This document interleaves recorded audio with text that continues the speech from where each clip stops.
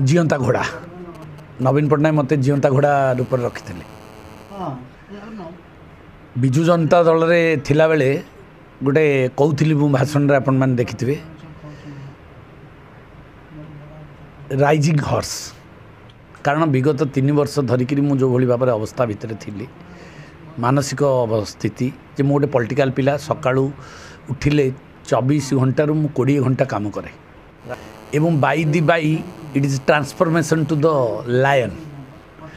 Lion out of cape सिंह वर्तमान cape रु मुक्ति पाइला आ सेथिपाई मु विशेष भाव में खुशी मान्यवर प्रधानमंत्री यशस्वी प्रधानमंत्री नरेंद्र मोदी को मोर कृतज्ञता जनाऊँगी एवं तांकर जो संकल्प रही विकसित भारत एवं भारत विश्वर गुरु हम राजनीतिक काम किंतु मत गोटे बांधिकी रखला भाया परिस्थिति थी मु जाओ प्रभु कृपार मुक्ति हेली एवं आज गोटे विराट बड़ जंगल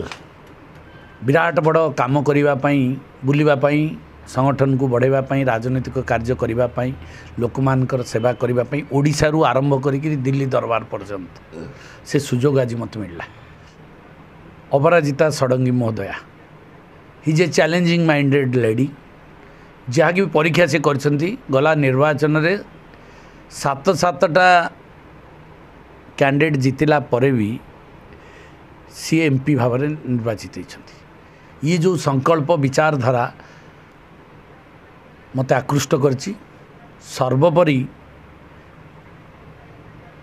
खोर्धा जिला एवं भुवनेश्वर एमपी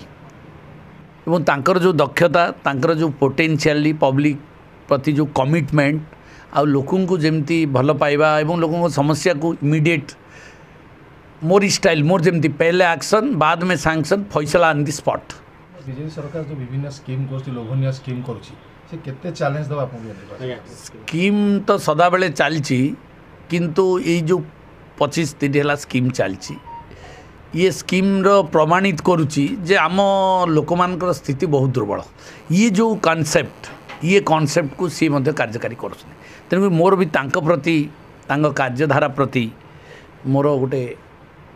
आंतरिकता डेभलप कला जे मु ए मैडम को सहित रही राजनीति कर गोटे मजा लगे जदि आम स्थिति परिवार आय किंबा व्यक्तिगत आय जदि ठीक था ताले ये स्कीम आमको दरकार पड़ी न था कारण आज 21st सेंचुरी रे भारत वर्षर जो अवस्था एवं ओडिशा रे जो अवस्था अच्छी तले गोटे लोक भलरे खाइबा भलरे पिंधिबा भलरे रहिबा घरटी बासस्थान रे एवं ता पिला को भलरे पाठ पढ़ेबा ये अवस्थार नाही बोली प्रमाणित करुचे स्कीम तापर तो स्कीम प्रमाणित करुचे जे आम अर्थनीति ठीक नहीं तले जहाँद्वारा आम ताको रिलीफ दौचे। एही भली वीडियो देखिबा पाई आम चैनल को लाइक शेयर सब्सक्राइब करंतु।